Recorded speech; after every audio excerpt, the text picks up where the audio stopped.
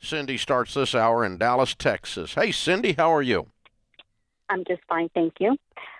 My situation is I am 61 years old. I'm in a job. I've been with this company for 12 years. I want to change jobs. I need to work with people that care about their job, that come to their work and do the work and know what they're expected to do and do it. My Enneagram that you talked about, I'm a moral perfectionist, loyal guardian, and I also did Ken Coleman's assessment. My talent is inspection, instruction, execution. My passion is leading, finishing, analyzing, and my mission is achievement. I want to change jobs, but my friends and family are telling me I should not. Because of my age, I need to stay put because it's going to be hard for me to find a job.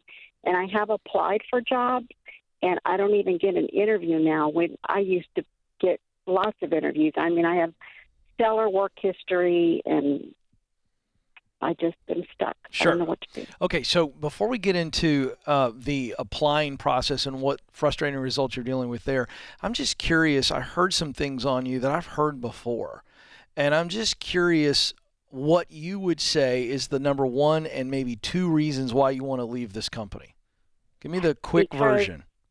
Okay, because the people, they're, they don't come to work, and it's an office. It's a professional business. They call in. Mm-hmm. They don't want to work. They sleep at their desk. All right, let me ask you this. I'm a worker. I know. I can tell. Are you leading those people, or are these coworkers? Well, they were coworkers, but our manager left. They moved me into the management position, and I asked to be moved back because I just couldn't. I want people to know what their job is, do their job, be able to do their job, be capable of doing their job, and then do your job. I get it. Now let's just remove. I'm back, and I'm not in management anymore. Got it. Okay. Now let's remove that frustration from our conversation just for a moment. Let's just put it over to the side. Do you love what you're doing? Do you like what you're doing? Forget the frustration. I love my work, and I love our clients. All right. Yes. So, couple things I want you to consider. I'm not in any way telling you not to look elsewhere. However, your Enneagram that you shared with us is really at the source. Your wiring is at the source of your frustration, that moralist.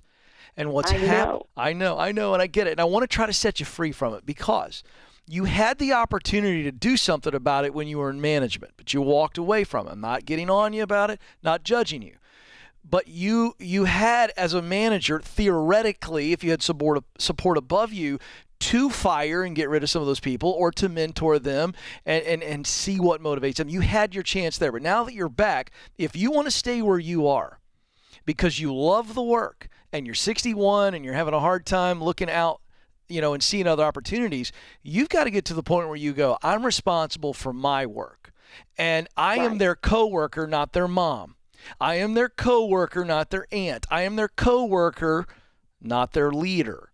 And you've got to decide, because what I'm hearing here... Not judge, jury, and execution. That's right. It's not your call. And so the source of all of your tension and frustration is you looking at everybody else, sloughing off, slacking. Right. I get it.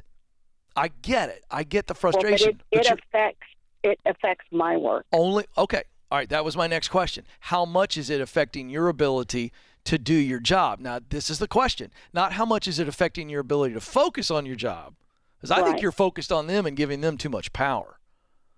But how much is it affecting your ability? See, that's what the giggle is. How much is it affecting your ability to actually execute on your work? 5%? 10%? Maybe 10. I don't know. It's just when there's errors made, I'm the one that has to deal with our customers. Okay. Have you taken this to your leader to say, hey, I'm crushing it, but I'm having to deal with they're afraid. They don't want to lose anybody because we've already had a lot of people leave. And that's what's going on right now. We have a lot of leaders right now that are afraid to fire anybody because of this big gap we have. Those aren't leaders. Those are wusses. That's exactly right. You can't control that.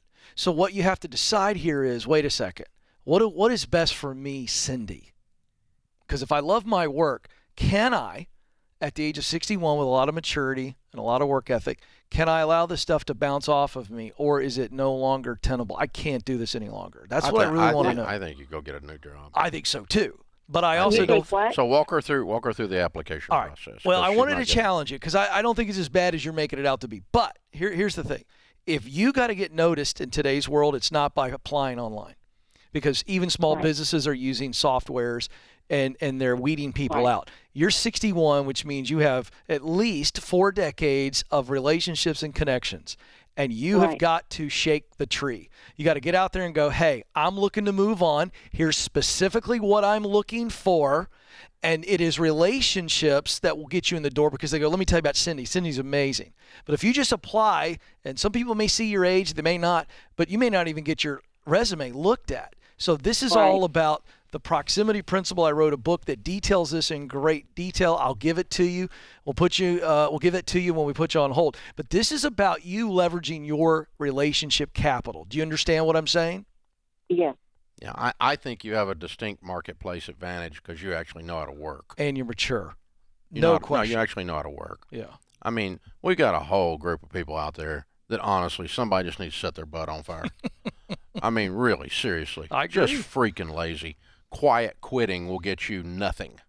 I'm telling you, man. If you aim at mediocrity and you think playing Call of Duty 4 hours a day while you're supposed to be doing work from home is a good idea, you're going to be nothing in your life, and you're going to deserve every bit of that. Yeah.